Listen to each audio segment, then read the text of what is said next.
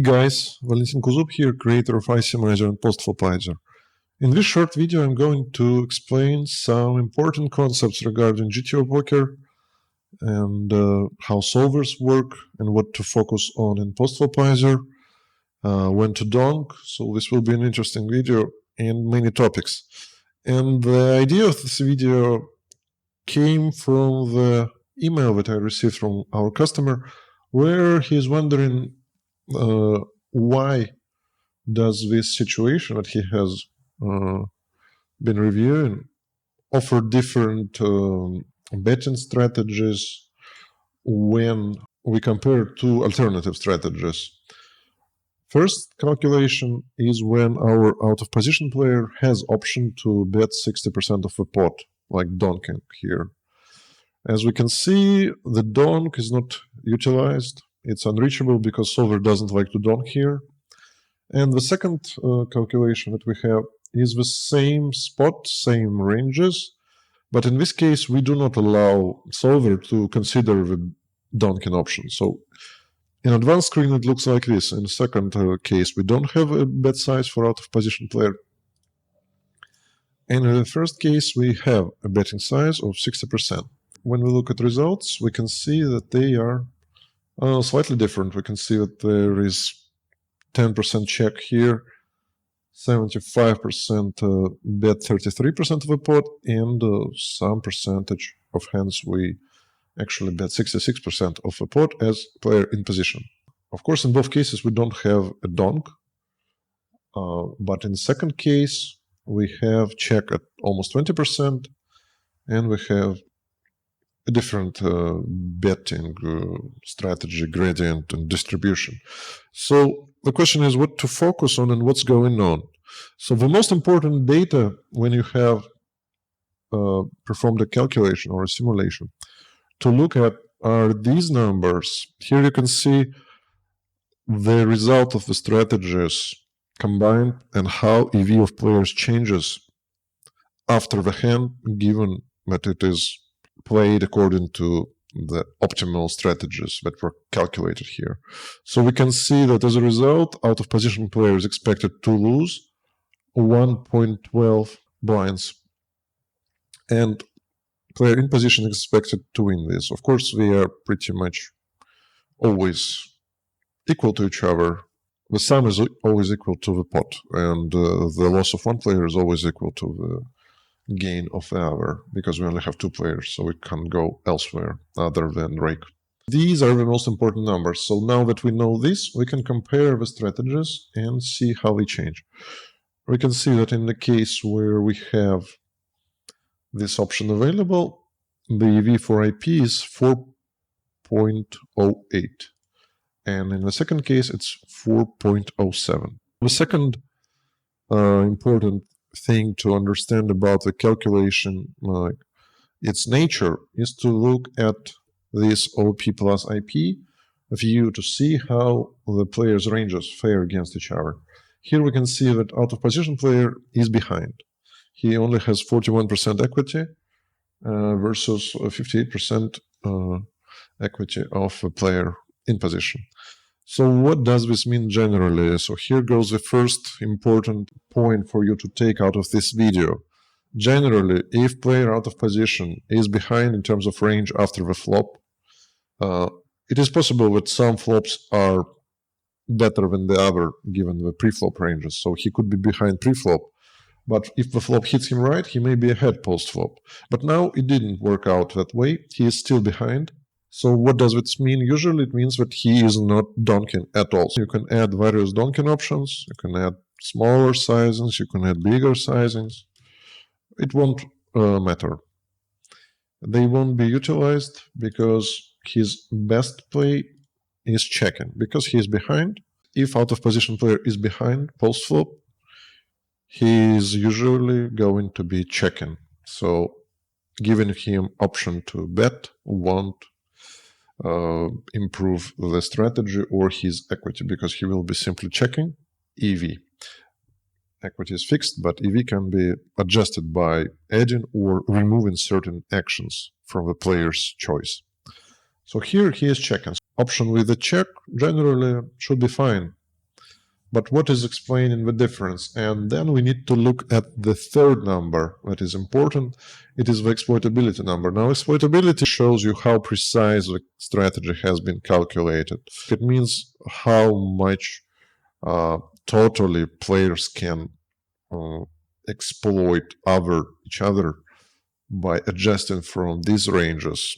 So if it's 0, it means that we have reached perfect Nash, and no changes may actually improve any player's EV.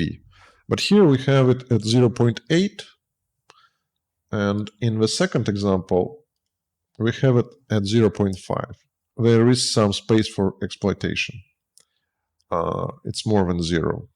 But in this case, it's less. We can then assume that this strategy is better. Now, if we look at the strategies for player in position, we can see that the worst strategy is more filled with optionality in its choice with what to do with certain hands, right? We can choose two sizings here. When we reach the best possible Nash solution, the EV of each action becomes pretty much the same. That's an important thing to understand. Based on what I told, this is a better result and a better expectation for player in position. More precise would be 4.08. Players may be focused on a lot of things when we look at the GTO solution. We need to be focusing on the signal, not on the noise. There is a lot of noise going on here, and you obviously cannot memorize the solution, even if you use our aggregated views like mate hand matrix, where it's more simplified. You still won't be able to memorize it, and you definitely won't be able to execute it perfectly when the situation arises. Unless you're cheating, you will have to adopt, to simplify, to adjust, to try to kind of apply certain rules of thumb. For example, checking when you assume that you're behind would be a smart move out of position. We check 10%, and this means that our bet constitutes to about 90% of our hands, and it is distributed between these two options. Now, some players have wrong misconceptions about options, and they have some assumptions. Some believe that if they have more options, if the solution includes more betting options, then it is better than if it doesn't include more options. This kind of boils down to assumption that if we have more options in simulation and compare it to a simulation with less options, then the first with more options is better. It is not necessarily better. If you have a solution with more betting options, then it is for sure going to take more time to calculate. It will also be harder for you to understand, execute. So imagine if you only have 2 betting options and you compare that to 6 betting options. Now that would create a very beautiful, like here, but we have 2 options. If you have more options, you won't be able to memorize that or realistically execute that. And what we need to understand, how much better we can do if we execute a more complex strategy. Additional options on top of 2 important options add up to a lot of additional EV for a player, but they definitely increase complexity. Real-world players don't execute complex strategies with 4 sizings. So if you assume that they do, you're making a big mistake. And as we say in software development, if you have bullshit in, you may get bullshit out. So you need to focus on your inputs. And the inputs for simulation like this are actual bets that your opponent is using, not theoretical bets.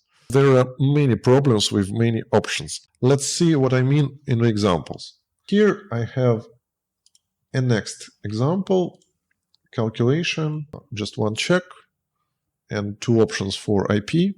And here I ran it to a better precision, to 0.2% precision, so it is only exploitable for 0.01 big blinds.